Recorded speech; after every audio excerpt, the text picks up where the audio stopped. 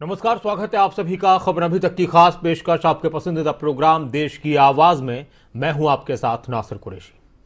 लगातार आप भी देख रहे हैं और चर्चा भी हो रही है रूस और यूक्रेन के युद्ध पर।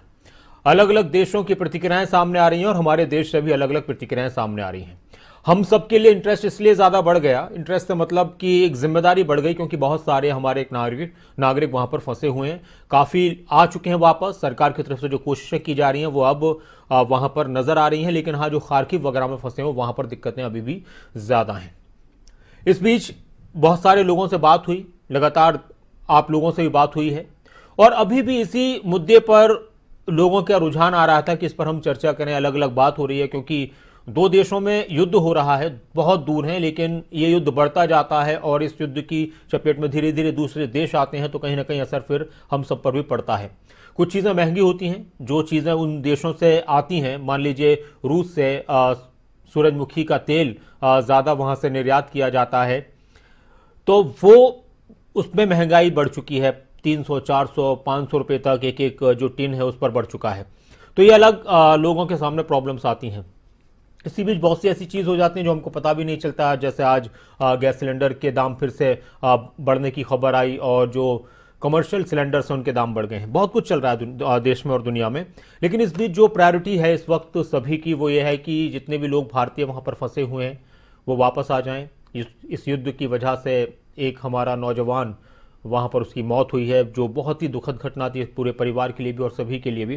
तो आज का जो सवाल है, क्योंकि काफ़ी दिन से लोगों की प्रतिक्रियाएं सामने, कम कॉल्स आ रहे थे, कम लोग कॉल्स हम ले पा रहे थे लोगों के, लेकिन आज का सवाल आपके सामने। और इस वक्त अब पूरी दुनिया के सामने दो चीज़ें आ गई हैं कि जैसे ये युद्ध आगे बढ़ता है तो फिर उसमें हमारी भूमिका क्या हो, हमारे देश की भूमिका क्या हो, दुनिया के दूसरे देशों की भूमिका क्या हो, एक सवाल है। क्योंकि एक तरीके से जैसे एक आध दिन और गुजरता है और युद्ध नहीं थमता है तो फिर आर पार वाली लड़ाई शुरू हो जाएगी। तो सवाल आपके सामने है कि क्या यूक्रेन युद्ध में सही कौन है? रूस अपनी बात कर रहा है कि भाई मेरे बॉर्डर्स पर आकर कोई अपनी सेनाओं को वहाँ पर स्थापित कर देगा, अपने हथियार स्थापित कर देगा, तो मुझे तो अपनी बॉर्डर्स की हिफाजत करनी है। रूस ये बात कह रहा है। तो वहीं यूक्रेन अपनी बात कह रहा है कि हमारे ऊपर गलत तरीके से हमला किया गया है, रूस को तो आतंकवादी देश घोषित कर देना चाहिए।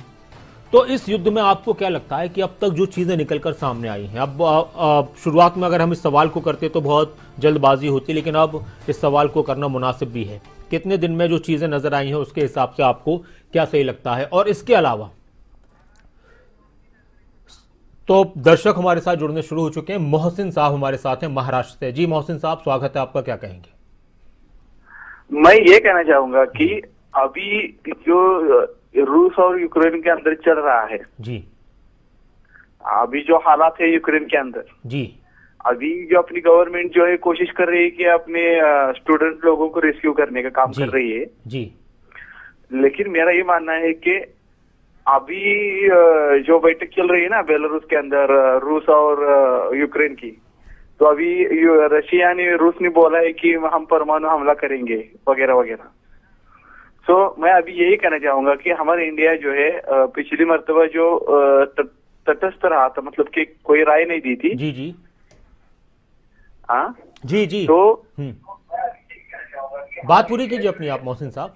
मैं यही कहना चाहूंगा कि हमारा जो इंडिया है वो साइलेंट रहे, कोई एक्सक्यूज ना करे। बिकॉज क्या है कि अगर ये दोनों देशों के बीच कोई भी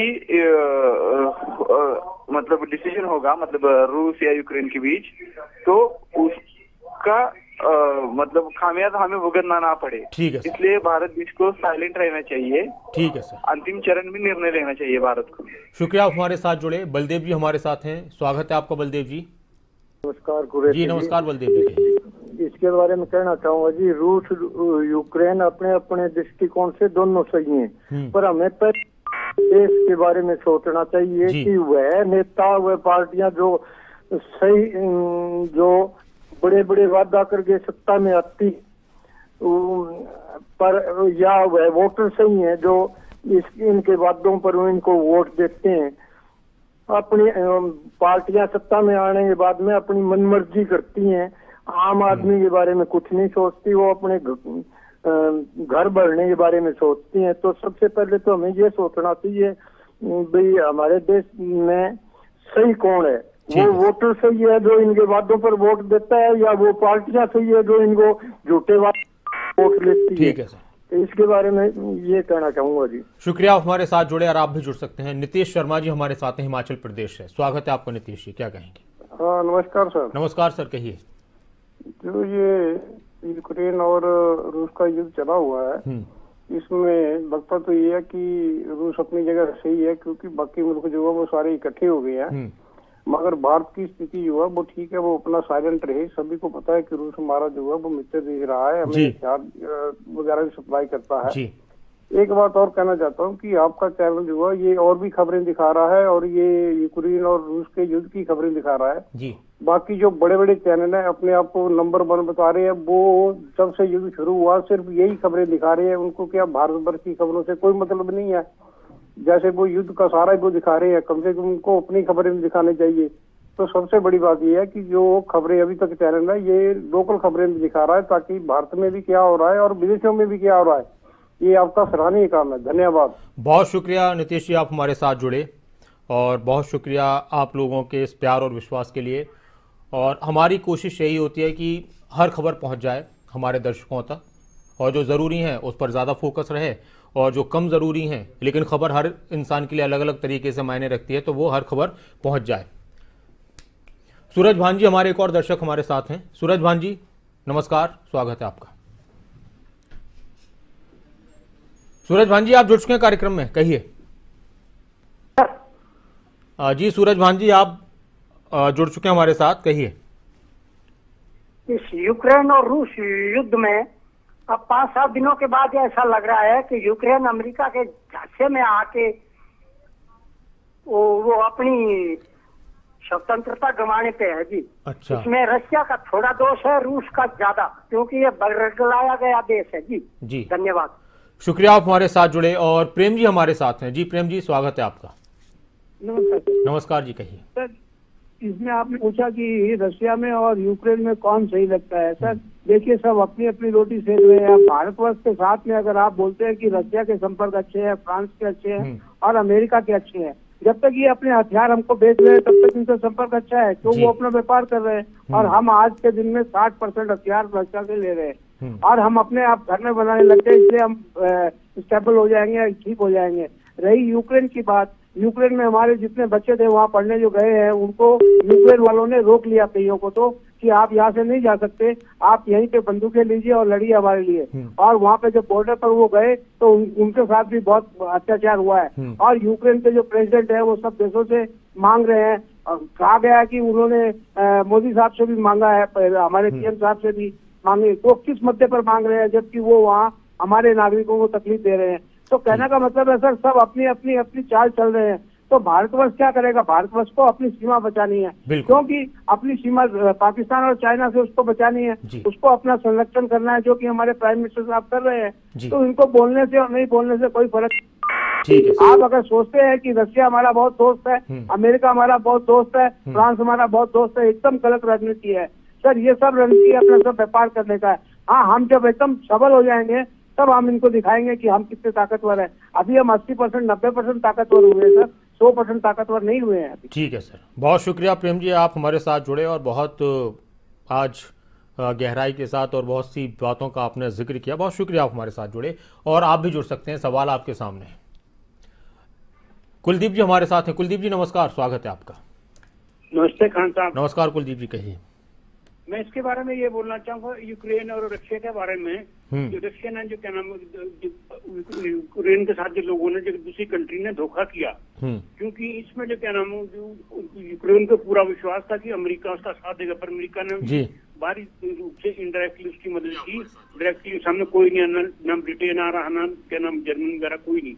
तो इसके अलावा जो वहाँ छात्र जो क्या नाम मौत हुई, उसको मौत नहीं, उसको शहीद का दर्जा दिया जाना चाहिए, क्योंकि जो कोई भी युद्ध में मौत होती तो शहीद कहा। धन्यवाद जी, शुक्रिया, आप हमारे साथ जुड़े और आप भी जुड़ सकते हैं। मोहसिन साहब हमारे साथ एक बार फिर से जुड़ चुके हैं। मोहसिन जी महाराष्ट्र से। जी मोहसिन जी कहिए। हेलो सर जी। जी मेरा ये कहना है कि आप लोग जो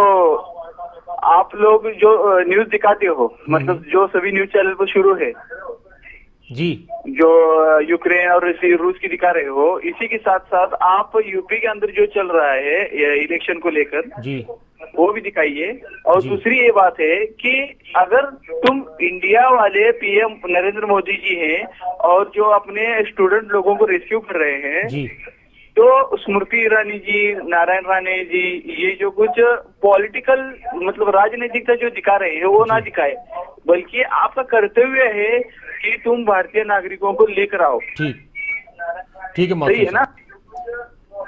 शुक्रिया, आप हमारे साथ जुड़े और आप भी जुड़ सकते हैं। और आप देखा करें मोहसिन साहब खबरें अभी तक, और देखा करें आप अभी ये इस वक्त 4 बजे देश की आवाज़ का वक्त है। अक्सर देश की आवाज़ कार्यक्रम करते हैं, इसमें कोई एक मुद्दा उठाते हैं हम जिस पर हमारी चर्चा हो जाए, जो डिबेट्स चैनल्स पर चल रही है, हम उस डिबेट को न कर अपने देश के नागरिकों से बात करते हैं, अपने दर्शकों से बात करते हैं कि वो क्या कहना चाहते हैं। इसके अलावा आप 5 बजे देखना तो उसमें आपको यूपी की और दूसरी खबरें भी नजर आएंगी। फिर आप और दूसरे बुलेटिन देखेंगे 7 बजे, 8 बजे, 7:30 बजे आपको हिमाचल की खबरें भी नजर आएंगी, हरियाणा की खबरें भी नजर आएंगी, उत्तराखंड की खबरें भी नजर आएंगी, देश की पॉलिटिकल खबरें भी नजर आएंगी, देश के सामाजिक हालात की खबरें भी नजर आएंगी। तो अच्छी बात है कि आप खबरें अभी तक देख रहे हैं और इसको ज़्यादातर देखना शुरू कर दीजिए। और अगर आप टीवी पर नहीं देख पाते हैं और जो हमारे दर्शक देख रहे हैं तो यूट्यूब पर हमारा पेज है जो इस पर टीवी उस पर भी जो हम इस वक्त लाइव चल रहे हैं तो वहाँ पर भी आप आप देख सकते हैं, तो उसको आप सब्सक्राइब करें खबरें अभी तक के पेज को यूट्यूब पर जाकर, खबरें अभी तक लिखें इंग्लिश में। और इस वक्त हमारे साथ नरेंद्र जी हमारे साथ जुड़ चुके हैं। जी नरेंद्र जी, स्वागत है आपका। जी नरेंद्र जी, आप जुड़ चुके हैं कार्यक्रम में। जी नमस्कार। जी नमस्कार सर, कहिए। ये मैं कहना चाहता हूँ, अपने जो प्रधानमंत्री जी ने किया जो मतलब गुटनिरपेक्षता का जो जी अपनाया। हाँ हाँ जी सर। तो वैसे सर जो पहली तो हमारी बात है, राष्ट्रपति जी से अनुरोध है कि जो बच्चे हैं जो स्टूडेंट है वहाँ। जी सर,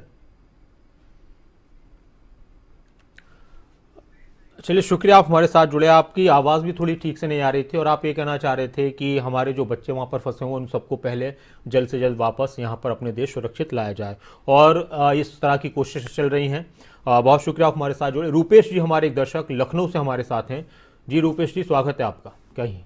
सर हमारा ये कहना है, मैं रूपेश श्रीवास्तव बोल रहा हूँ लखनऊ से। जी श्रीवास्तव जी, कहिए। तो जो हमारे छात्र फंसे हुए हैं सर वहाँ पर जी, इनके लिए इंडिया की कोई भी असेंबली कोई ना सुनवाई कर रही ना कुछ कर रहा है सर, ऐसा क्यों है? और हर चैनल पे दिखा रहे हैं, सर, लेकिन कहीं पे ये नहीं दिखा रहे हैं कि हाँ इंडिया के लोग बच्चे हमारे सुरक्षित हैं या क्या है। नहीं सर, मैं आप देखिए आपको एक चीज बताऊं, मैं आपको एक चीज बता दूं, आप चलिए आप सुन रहे हैं और इसमें कोई दिक्कत नहीं है। बच्चे सुरक्षित भी हैं और बच्चे वहां पर एक तरीके से खतरे में भी हैं। अब वो शहर के हिसाब से बात है, जैसे खार्किव में जो लोग फंसे हुए थे तो वहां पर खतरा था, बाकी जो दूसरे शहर थे कीव वगैरह तो वहां से सुरक्षित आए भी हैं। इसमें दोनों ही बातें हैं कि सरकार की तरफ से जो कदम उठाए गए हैं, अब मंत्री वहां पर पहुंचे हैं, दूसरे देशों के जो बॉर्डर्स पर बच्चे हैं, जिसमें हमने कल रोमानिया से एक बच्चे को हमने जोड़ा था अपने साथ लाइव, तो वहां पर इंतजाम किए गए हैं, तो वो चीज़ भी है। और खार्किव से एक बच्चा हमारे साथ जुड़ा था, उसको कहना था कि भाई हमारे पास मदद नहीं पहुंची है, तो अब वहां तक भी पहुंच जाए, इस सब की हम उम्मीद करते हैं और तेज तरीके से काम हो। बहुत शुक्रिया, आप हमारे साथ जुड़े। और अभी भी बहुत सारे बच्चे वहां पर फंसे हुए हैं, छात्र वहां पर फंसे हुए हैं। तो रोमानिया और हंगरी के बॉर्डर से जो बच्चे वापस आए हैं, हंगरी का जो बॉर्डर है यूक्रेन से जुड़ा हुआ, तो वहां पर इतना खतरा नहीं है। रोमानिया के बॉर्डर पर भी वहां पर बहुत से बच्चे पहुंचे, तो वहां से भी अब आने का सिलसिला शुरू हो चुका है, लगातार आ रही है फ्लाइट। पोलैंड के बॉर्डर की अगर बात की जाए तो वहां पर भी मिनिस्टर्स पहुंचे हुए हैं, तो अलग अलग बॉर्डर्स पर अलग अलग मंत्री पहुंचे और उन्होंने वहां पर कमान संभाल ली है। लेकिन हाँ, खार्किव वगैरह में जो बच्चे फंसे हुए उनके लिए दिक्कतें ज़्यादा हैं और वो वहां पर घबराए हुए हैं, तो उम्मीद है कि वो भी जल्द से जल्द वापस आ जाए और उन तक भी जल्द से जल्द मदद पहुंच जाए।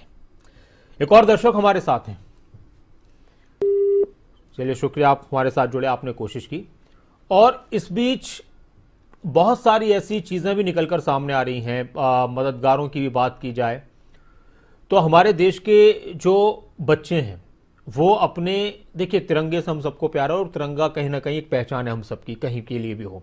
हम जब अपने किसी देश के किसी राज्य में होते हैं तो वहाँ पर हम अपने राज्य की बात करते हैं कि मैं बिहार से हूँ, मैं यूपी से हूँ, हरियाणा से हूँ, हिमाचल से, उत्तराखंड से, कि अच्छा, और जब हम इस दुनिया के किसी दूसरे देश में पहुंच जाते हैं तो फिर हमारे लिए एक पहचान होती है भारतीय होना, और हमारी पहचान हमारा तिरंगा होता है। तो आप लगातार कॉल भी कीजिए और एक रिपोर्ट आपको दिखा देते हैं कि वहाँ पर बच्चों को जिन तक मदद पहुँच चुकी है तो उनका क्या कुछ कहना है।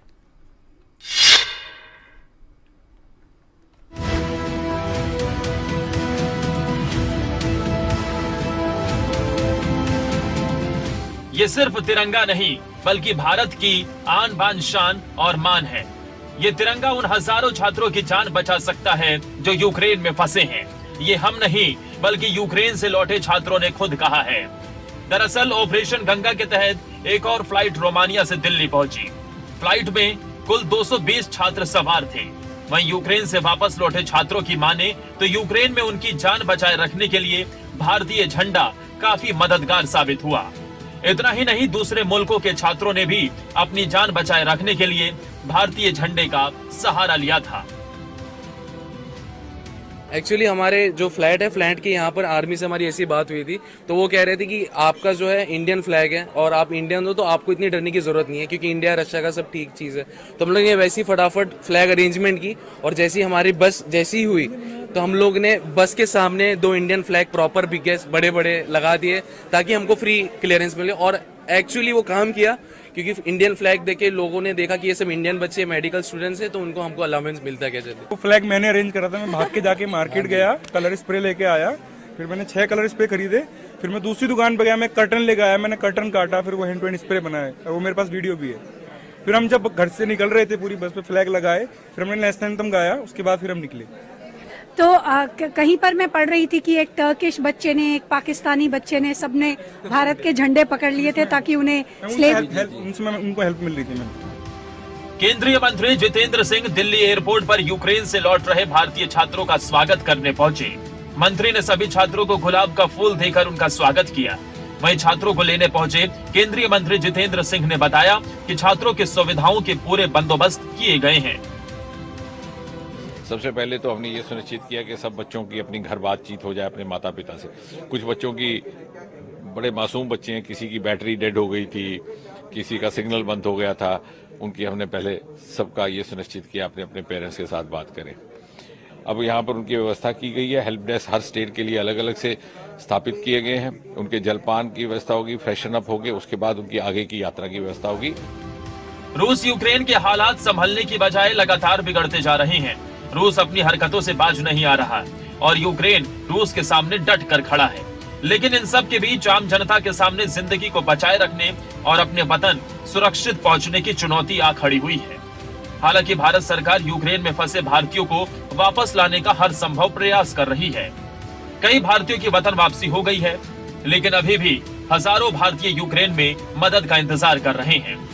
न्यूज डेस्क, खबरें अभी तक। और हमारे साथ कल्पना जी जुड़ चुकी हैं जम्मू से, तो उसके बाद फिर उमा जी हमारे साथ जुड़ेंगी शिमला से, हिमाचल से। जी कल्पना जी, स्वागत है। मैं ये कहना चाहती हूँ कि नेता हो तो मोदी जी जैसा हो।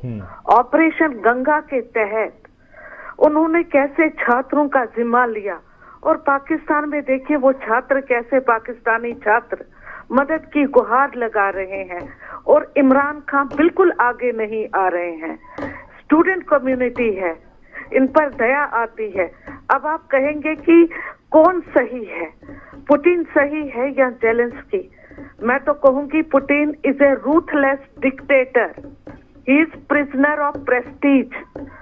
उनकी ईगो हर्ट होती है अगर जेलेंस्की वहां उस देश का इस टाइम नेता है वो, और युद्ध कर रहे हैं, परमाणु युद्ध की धमकी दे रहे हैं, हिटलर की याद दिला रहे हैं ये। और अनाथालय, हॉस्पिटल, सिविलियंस, बच्चे इन्होंने टारगेट किए हैं। ह्यूमैनिटेरियन ग्राउंड तो इन पर है ही नहीं। और मुझे लगता है भारत की भूमिका बिल्कुल सराहनीय है। हमारे कई बच्चे वहां फंसे हुए हैं और उनके साथ क्या परिणाम होगा, इसलिए चुप रहना ही इस समय बेहतर है। वही नेशनल इंटरेस्ट में है। और नेटो कंट्रीज ने जेलेंस्की के साथ धोखा किया। अगर पहले ही मेंबरशिप दी होती तो आज ये हालात शायद नहीं देखने होते। शुक्रिया मैम, आप हमारे साथ जुड़ी कल्पना जी। और उमा जी हमारे साथ हैं हिमाचल प्रदेश से। जी उमा जी, स्वागत है आपका। नमस्कार जी। जी नमस्कार मैम, कहिए। अब आपने आज ये मुद्दा उठाया है रूस और अपने यूक्रेन का, तो मैं तो ये कहना चाहूंगी कि पहले तो जो बेचारे हमारे या जो भी वहाँ पर नागरिक हैं वो बेचारे सुरक्षित रहें, उनको बेचारों को कोई नुकसान ना पहुंचे। लेकिन जो रूस कर रहा है वो रूस भी कोई ठीक नहीं कर रहा है। युद्ध किसी चीज का समाधान नहीं है। कोई इकट्ठा करके उनको उनसे सलाह मशवरा कर सकते हैं, ये सही कर रहे हैं। लेकिन अगर युद्ध आपने किया है तो आपको नहीं पता आपने कितनी वहाँ पर कितने नुकसान किया, कितनी जानें तबाह हो गई और आपका भी नुकसान हो रहा है।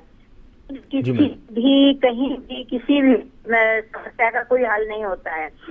ये आज हम जो घमंड कर रहे हैं कि हमारे पास मिसाइल है, ये है, वो है, तो ये सब तबाही के कारण है। इससे बेहतर ये होगा कि हम थोड़ा शांति बनाए रखें और एक दूसरे की और ध्यान कि चलो अगर ये हमारे से ज्यादा उठने की कोशिश कर रहा है तो कोई बात नहीं, उसकी अपनी मेहनत है।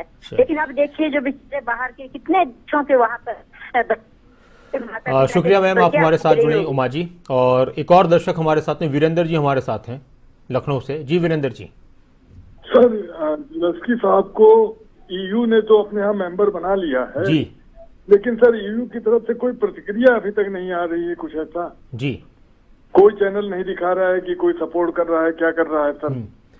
कल सर जब EU में उन्होंने यूरोपियन यूनियन में बोले थे ज़ेलेंस्की, तो सबने ताली जरूर बजाई थी खड़े होकर और भरोसा दिलाया था। बिल्कुल आप सही कह रहे हैं, लेकिन अभी कोई पुख्ता रूप से सारी चीजें अभी तक नहीं आई हैं जी। हाँ, ताली बजा के उनका सर हौसला बढ़ाया था, लेकिन कोई अभी प्रतिक्रिया नहीं मिली है। बिल्कुल। ऐसा क्यों? आप लोगों को कुछ मिला?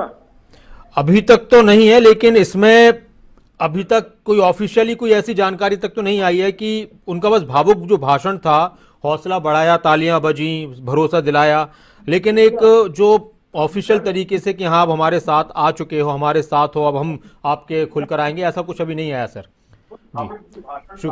जी ठीक जी सर, शुक्रिया आप हमारे साथ जुड़े। जी वीरेंद्र जी, और कुछ कहना चाह रहे हैं आप? नहीं सर, बस ठीक है सर, बहुत शुक्रिया आप हमारे साथ जुड़े। और आप भी जुड़ सकते हैं, सवाल आपके सामने है, कौन सही है अलग अलग। आफ्ताब आलम साहब हमारे एक और दर्शक हमारे साथ हैं, स्वागत है आपका आफ्ताब आलम साहब। आफ्ताब आलम जी, आप जुड़ चुके हैं कार्यक्रम में, कहिए। जी जी, आप हमारे साथ जुड़ चुके हैं, टीवी पर आपकी आवाज आ रही है, क्या कहना चाहते हैं आज के इस मुद्दे पर?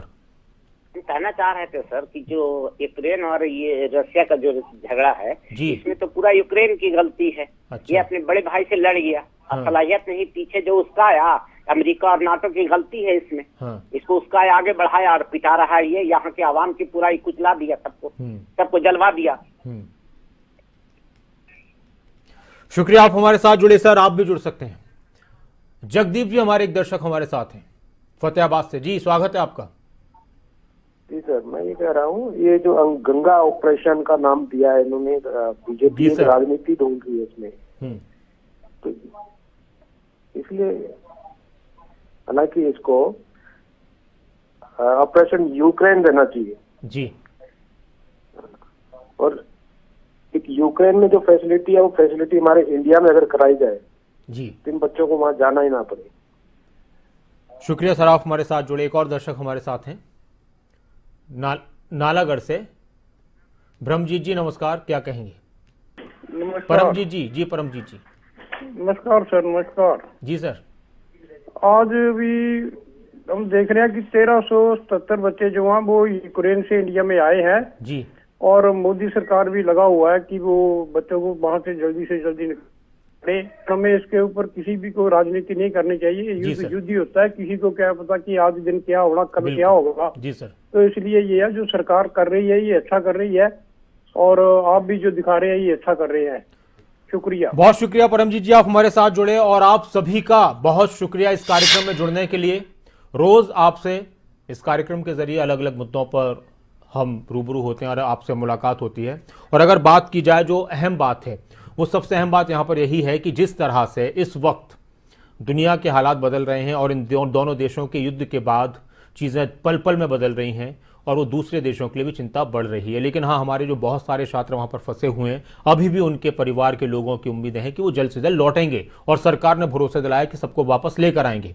लेकिन इस वक्त ये ज़रूर हुआ है कि इस युद्ध की कहीं ना कहीं उकसावे वाली बातों से निकलकर ये युद्ध शुरू हो चुका था जो नेटो ने यूक्रेन के साथ किया और फिर रशिया ने पहले से ही अपने आसारा कि भाई मेरी प्लानिंग ये है वो बता दी थी। अब देखना होगा कि रिजल्ट क्या निकलता है। हम सबकी जो सबसे पहली प्राथमिकता यही है, सरकार की भी हम सबकी दुआएं हैं कि जितने भी भारतीय जहां पर भी फंसे हुए वो सबके सब जल्द से जल्द वापस लौट आएँ। और चाहे यूक्रेन की बात हो, युद्ध से नुकसान होता है तो वहाँ भी इंसानों की ज़िंदगियों का और वहाँ के जो भी साजो सामान उनका नुकसान ना हो। बहुत शुक्रिया आप सभी का इस कार्यक्रम में जुड़ने के लिए। आप बने रहें खबर अभी तक के साथ। अपना ख्याल रखें। नमस्कार।